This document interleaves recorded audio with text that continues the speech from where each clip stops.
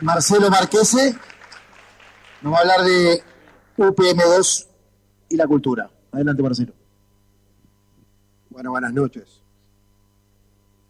Así como UPM y su ferrocarril y la cantidad de plata que vamos a poner y los cambios institucionales que nos van a hacer, nos va a pasar por arriba, ha surgido una resistencia que de alguna manera también les pasa por arriba, porque llevan como 2 horas de oratoria y creo que nos queda, y estamos recién en la mitad del speech que vamos a hacer. Es decir, nuestro poder de pasarle por arriba a la gente, ustedes van a poder apreciar que es bastante fuerte, así que UPM en ese sentido debería cuidarse. 2 cosas. Primero, que trajimos balconeras y remeras de movimiento que se están vendiendo ahí al costado. Y lo segundo que quería decir es que me paré para dejar la silla libre para decirles esto.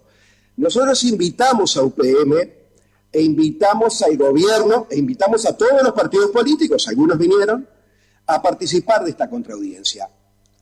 Y no vinieron. Como dijo Guillermo, UPM se sentó en la mesa de la oratoria de la audiencia, pero a la hora de venir a discutir con nosotros, de igual a igual, porque le garantizábamos el mismo espacio, no se aparece. Entonces, esto ya introduce un poco lo que vamos a hablar del tema de los efectos culturales o UPM y la cultura. Invitamos a debatir, no vienen. El contrato se negocia en secreto y evitan dar la discusión pública. Todo eso hace la cultura. Cuando uno utiliza la palabra cultura, a veces piensa que cultura es un hombre culto, este hombre ha leído mucho. Esa es una definición de cultura, pero en el sentido que vamos a ampliar acá es un sentido antropológico, es decir, y estaría bueno, a partir de, si no se enojan, silenciar los celulares. Cultura significa el conjunto de conocimientos y técnicas y forma de concebir el mundo en los terrenos materiales e intelectuales de una comunidad. Así que la imagen para entender más o menos qué es una cultura es una red que nos une a todos. Estamos en un lugar que es una creación cultural. Primero, porque es una asamblea. Hubo alguien, Humberto, el movimiento, aquel, otro, que se preocuparon en llamar gente y en lograr esto, y nosotros hemos venido. Y el propio edificio es una construcción cultural, donde intervinieron carpinteros, albañiles, electricistas, ¿verdad? Que llevan a cabo lo que han hecho, es decir, llevan a cabo esto como resultado de un conocimiento heredado que viene desde el origen de la humanidad. Los efectos culturales del contrato los vamos a ver en 3 cositas. Primero, el efecto en la cultura rural, es decir, el efecto que genera el monocultivo de eucalipto. Me hablaba Edgardo Gutiérrez Lavie, que cría ovejas, que dice que no se encuentra alguien que sepa agarrar. Es decir, ya tiempo atrás había comparsas que iban acompañando, iban recorriendo el país con lo que se llamaba el venteveo, el que agarraba la oveja, el que cortaba, el esto, el otro. Ya no se encuentra gente que sepa hacer esas tareas. ¿Por qué? Porque en el año 61 había un 19% de la población del país que era rural y hoy día estamos en un 4%. Cuando en el año 61 había un 19%, ya veníamos en picada, porque cuando nace el país o cuando nace el Estado, las 5/6 partes de la población era rural. Este proceso de llegar al 4%, me pone loco eso, ese proceso de llegar ahora al 4% significa que se viene expandiendo el latifundio, generando taperas. Y allí donde hay una tapera, no florece la cultura. La tapera es un ejemplo de la destrucción cultural. Cuando compra una forestadora kilómetros y kilómetros de campo, los cascos de estancia que están ahí los destroza, los pasa por arriba porque eso podría permitir que vaya gente y le complique el negocio. Entonces, este es un buen ejemplo para ver el efecto cultural del contrato. En Paysandú, una forestadora tiró abajo 85 cascos de estancia. La extensión del latifundio y a su vez el latifundio aplicado a la forestación es la producción agraria que menos gente contrata por hectárea. Si 1.2 personas cada 1.000 hectáreas contrata la forestación, la ganadería extensiva 5, el ovino 10, un tambo 22 y llegamos así hasta 200 personas que contrataría una huerta orgánica.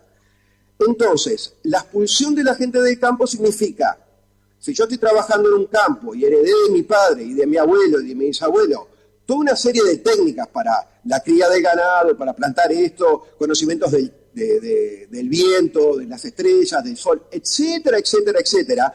Si yo mañana me voy a trabajar de sereno a una empresa en Montevideo, ya no tengo a quien transmitir todo eso. Todo ese conocimiento que hace a la producción, pero también hace, por algo crece, también hace a la música, también hace a la forma de sentir de un país.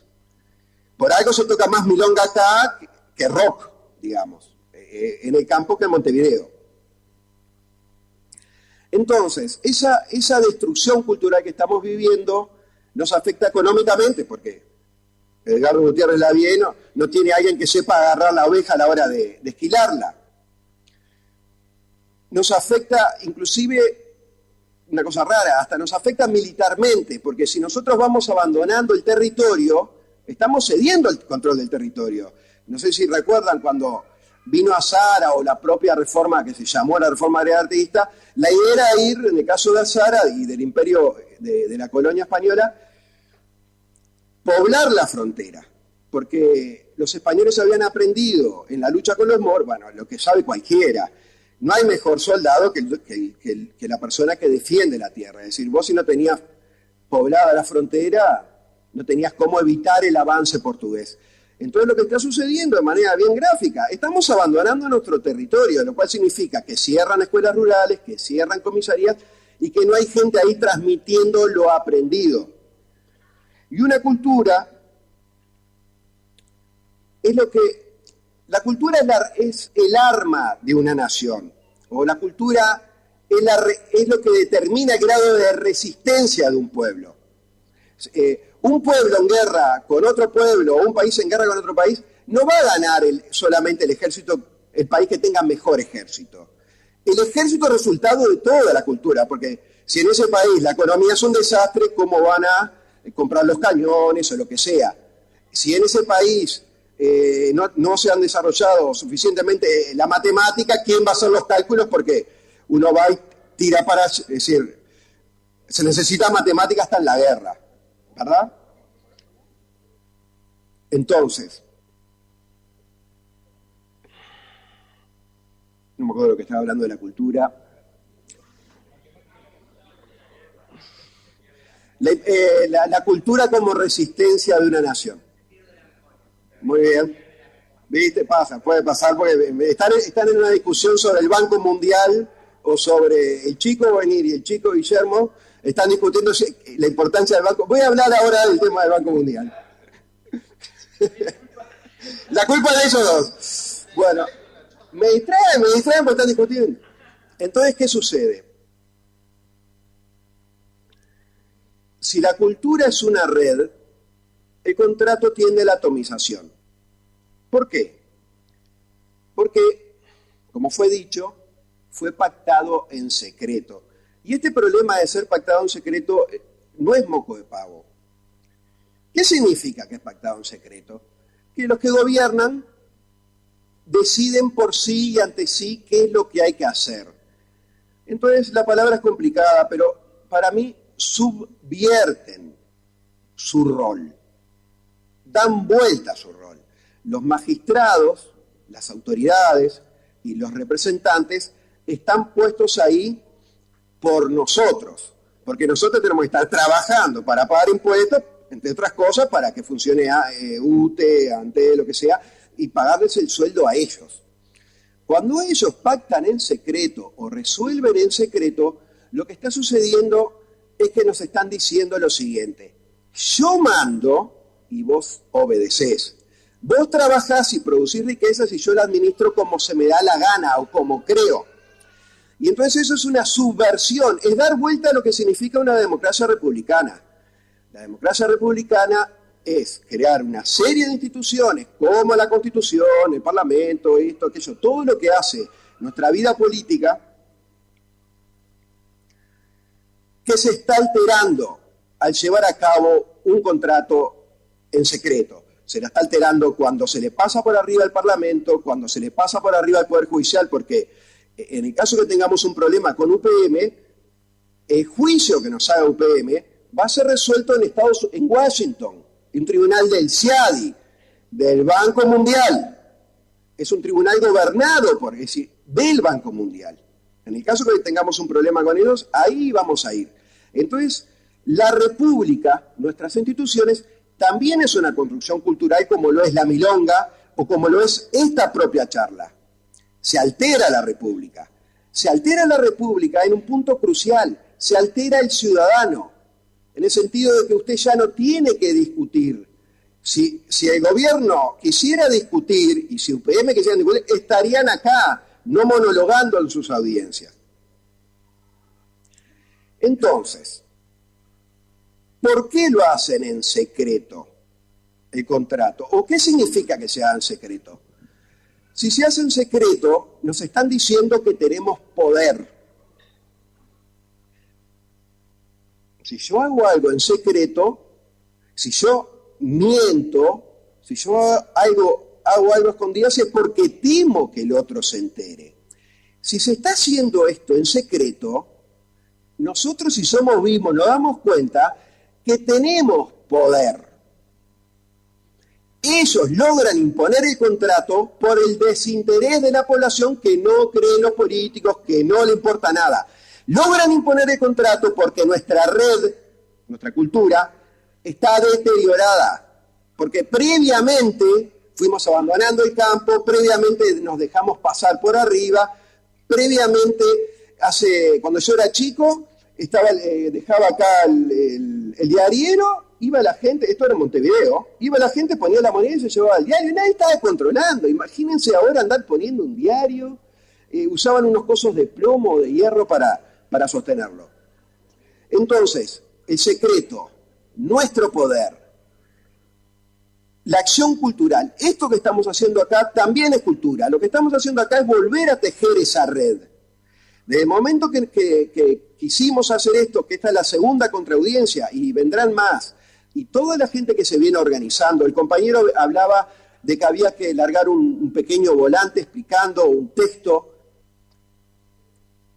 Eso es una actividad cultural. Y eso es algo que también estamos haciendo, y lo invito al compañero, si no es de meterse en internet, a meterse en la página que creamos, que tiene 13.000 personas, que se llama Movimiento Ciudadano UPM2 No, porque eso también es red. Bueno, la red de internet. Discutimos acá, discutimos ahí, y realmente es una escuela de política. Yo he aprendido muchísimo de ese lugar. Para terminar, ¿cuál es la solución? Escribir la Finlandia, lograr que los partidos políticos... Bueno, si nació esto es porque los grandes partidos políticos no reaccionaron a tiempo. Es decir, está difícil ver si hay vacío en la naturaleza. Cuando alguien no actúa, supónganse que ante un problema de una familia el padre y el hijo mayor encara. Cuando los grandes partidos políticos no reaccionan, por algo está surgiendo esto, por algo surgió el movimiento de los cincuentones, por algo surgieron los autoconvocados, por algo surgió la gente que se organizó contra la ley de riego, los que se organizaron contra la bancarización y se están organizando contra la bancarización. Por algo está pasando esto. Es decir, ¿tenemos chance de vencer UPM? Tenemos. Se trata de seguir creando este tipo de cosas y se trata de fortalecer de nuevo una red que arteramente se quiere deteriorar. Después el amigo va a poder contestar. Pero, ¿por qué el Banco Mundial tiene que ver con esto? Como leí en un estudio que hizo Ofelia y Daniel, en el año 44, al fin de la Segunda Guerra Mundial, se estableció, me acuerdo hasta las palabras en inglés, se estableció que sería América Latina, al sur del río Bravo, decía, el lugar donde se forestaría. Ya estuvo calculado en el año 44. Y ya en el 50 y algo, ahora me va a corregir Daniel, ya se habló de la posibilidad de que se pusiera una planta de celulosa. Y en el 87, una consultoría japonesa había dicho, cuando se impone la ley de forestación del 87, una consultoría japonesa ya había establecido que la celulosa iba a ir a Finlandia, y en Finlandia iban a hacer papel, que por otra parte papel higiénico, papel que lo iban a llevar a Oriente. Si estará todo esto planificado con anticipación. El poder no hace cosas al garete. El poder planifica con anticipación, piensa sus pasos y sabe la respuesta que va a dar. Y si la política a veces se asocia a la guerra, nuestra arma parece un arma débil, pero es la verdad. Es que la gente vea lo que es el contrato. Si la gente lee lo que es el contrato, la gente no va a apoyar este disparate. Entonces nosotros estamos luchando contra un poder que a su vez oculta. Y lo que nosotros tenemos que hacer es revelar.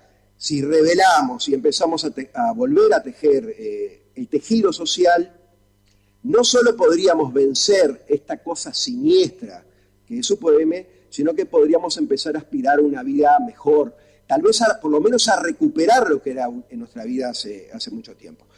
Debo decir, no lo quise decir antes porque esto hubiera conspirado contra mi discurso, que ya están prontas las empanadas de pescado hechas por la gente creo que de los pescadores de Río Negro. Muchas gracias.